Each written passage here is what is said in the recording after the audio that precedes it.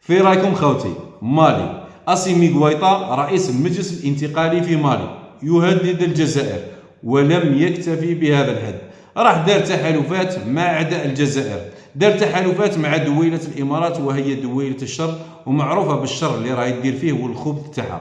والتحالف الثاني داروا مع المروك اللي هي مجرد زريبة وبالطبع هي العدو التقليدي للجزائر.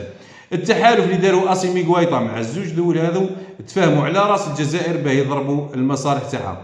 وفي الاخير اسيمي غويطا يفاجئ ان الامارات والمروك مشاو ما تحت رجليه دون ان يدري، وخاصه بعدما اكتشف اسيمي غويطا الغبي والشعب المالي اللي راهم الان عايشين تحت وقع الصدمه ولاو ما يرقدوش خلاص، ان المروك والامارات اللي كانوا يعتبروهم اصدقاء لمالي والشعب المالي وجاو المالي باه يساعدوا مالي والشعب تاعها، لقاهم يعملون جنبا الى جنب مع فرنسا وداروا مخطط خطير جدا لضرب مالي. في رايكم خوتي وش هو هذا المخطط؟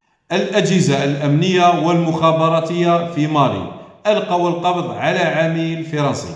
خوتي هذا الامر راهو مهم ومهم جدا خاصه بالنسبه لنا كجزائريين. هذا العميل اللي القوا عليه القبض اسمه هيرفي، هذا العميل تابع لجهاز مخابراتي فرنسي اسمه دي جي اس.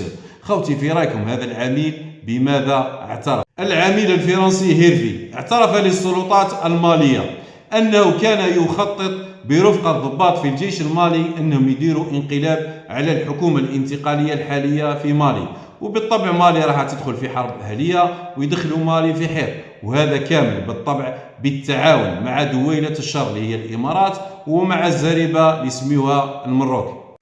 واش رايكم خوتي؟ هل صحيح ان فرنسا خرجت نهائيا من منطقه الساحل؟ يعني خرجت نهائيا من نيجر ومالي وبوركينا فاسو. واش رايكم خوتي ثاني؟ هل فرنسا راح تخلي الشعوب الافريقيه تعيش في سلام؟ اللي عنده الاجابه خوتي حطها لنا في التعليقات.